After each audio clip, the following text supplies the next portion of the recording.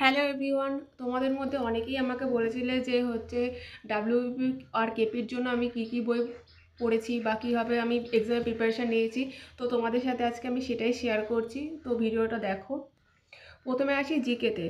জিকের জন্য আমি প্রথমে এই রেলওয়ে চ্যালেঞ্জারের বইটা পড়েছি। বইয়ের পেজ কিছু নেই, সব উঠে গেছে। এই যে দেখো, এই বইটা পড়েছিলাম কারণ জিকেটা কীরকম কী বা কী সেটা বোঝার জন্য এই বইটা তোমরা পড়তে পারো, ফার্স্টে রিভিশন দিতে পারো, কারণ সব রকম জিকে আছে। সেটা রিভিশন দিয়ে নিয়ে তারপর এর থেকে যদি বেশি কিছু পড়ার লাগে তখন অবশ্যই তো পড়তেই হবে আমাদেরকে। তো এই বইটা ফার্স্ট দিয়ে স্টার্ট করতে পারো। তো এই বইটা পড়ার পরও আমি যখন প্র্যাকটিস সেট করতাম তখন আমি ম্যাক্সিমাম জিকেই পারতাম না। তো তখন আমি ভাবলাম যে কি করা যায় জিকের জন্য।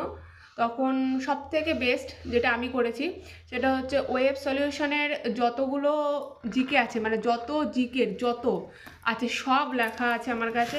এই হচ্ছে সব খাতা, মোট হচ্ছে 8টা 9টা খাতা আছে, এর মধ্যে সব আছে। প্রিলির সময় কিন্তু আমার কাছে এতগুলো খাতা ছিল না। আমার কাছে প্রিলির সময় মাত্র তখন আমি মার্চ মাসের 14 তারিখ থেকে আমি লেখা স্টার্ট করেছিলাম। জুনের 4 তারিখে মেবি এক্সাম ছিল প্রিলি। তখন শুধুমাত্র এই একটা খাতা আর সেকেন্ড খাতাটা, এই সেকেন্ড খাতাটা 3-4টে পেজ ছিল। তো এই 3-4টে পেজ থাকা আর এই একটা খাতা, এই দুটো মিলে আমি মোটামুটি প্রিলিতে ভালোই স্কোর করেছি। আগে যতটা স্কোর করতে পারতাম জিকেতে তার থেকে বেশি স্কোর করেছিলাম। এই হলো জিকের পার্ট। আর তারপরে মেন অবধি আমার এতগুলো খাতা হয়ে গেছে ডাব্লিউবি আর কেপিতে।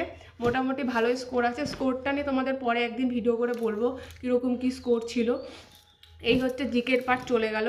ম্যাথ আমি একটা বই করেছি, কোনো ইউটিউব চ্যানেল আমি ফলো করতাম না ম্যাথের জন্য আমি বইটাই করেছি। এই হচ্ছে সুবীর দাস, 3টে পার্ট হয়ে গেছে।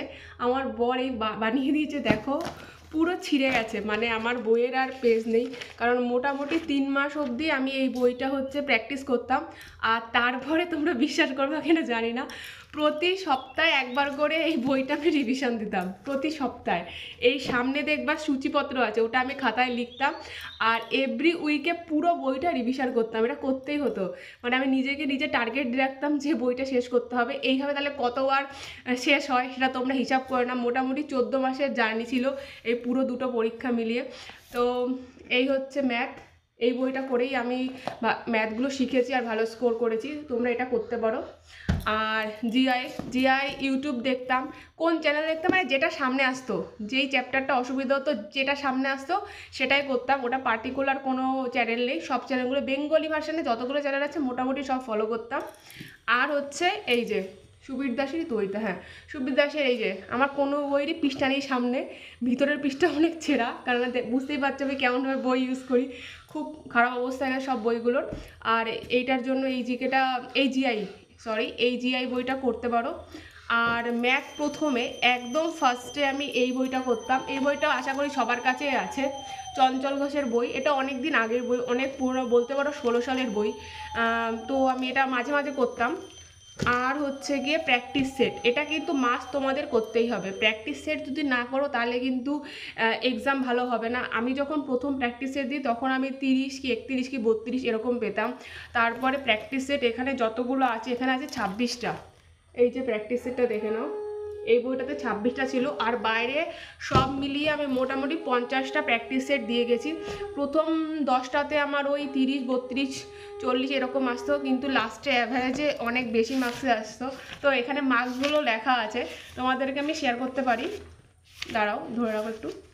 এই যে কোনোটাতে আর সব এরকম, কোনোটাতে 63, আর কোনোটাতে আছে 65, কোনোটাতে 64 এরকম ছিল। 71 72 এগুলো হাইস্ট উঠেছিল, কিন্তু মার্কস অতটা না। এগুলোর অ্যাভারেজে একটা মার্কস পেয়েছিলাম আমি।